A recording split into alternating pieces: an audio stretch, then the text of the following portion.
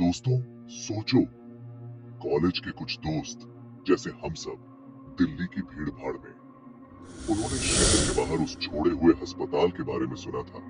एक ऐसी जगह जो अंधेरे और रहस्य में डूबी हुई थी। कहा जाता था कि वहां भूत रहते हैं, लेकिन कॉलेज लाइफ में थोड़ा एडवेंचर तो बनता है ना? तो एक रात उन्होंने वहां जाने का फैसला किया। सिर्फ अपने फोन और थोड़ी हिम्मत के साथ वे चुपके से अंदर घुस गए। अस्पताल अतीत का एक अवशेष था, शहर से दामनों भूला हुआ, लेकिन आत्माओं से नहीं।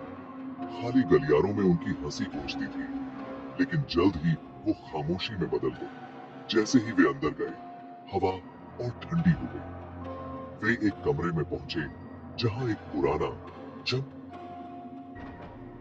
जंग लगा ऑपरेटिंग टेबल था।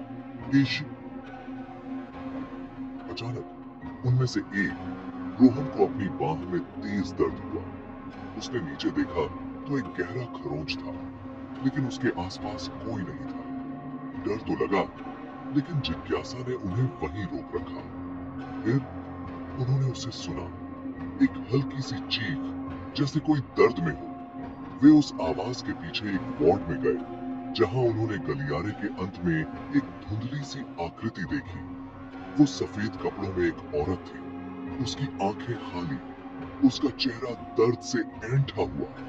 वो धीरे से उनकी ओर मुड़ी, और जैसे ही उसने ऐसा किया, तापमान और गिर गया। उनका मन उन्हें भागने के लिए कह रहा था, लेकिन वे डर से जकड़े हुए थे। वो औरत उनकी ओर बढ़ने लगी, उसके कदम ढोल की आखिरी धड़कन की तरह गूंज रहे थे। अचानक लाइटें टिमटिमाई और वो गायब हो गई। वो सब अस्पताल से भागे, उनके दिल जोरों से धड़क रहे थे, उनकी सांसें भारी। अपने हॉस्टल की सुरक्षा में वापस उन्होंने जो देखा उसे समझाने की कोशिश की, लेकिन उनमें से हर कोई जानता था कि उन्होंने जीवित दुनिया से परे किसी चीज का सामना किया था। रोहन का खरोंच कभी पूरी तरह से ठीक नहीं हुआ, उस डरावनी रात की एक लगातार याद। तो अगली बार जब आप किसी भूतिया जगह के बारे में सुने, तो याद रखें, कुछ आत्माओं को मेहमान पसंद नहीं होते। सुरक्षित रहें, जिज्ञासु रहें, उम्मीद है, और हमेशा अनजान का सम्मान करें। देखने के लिए शुक्रिया।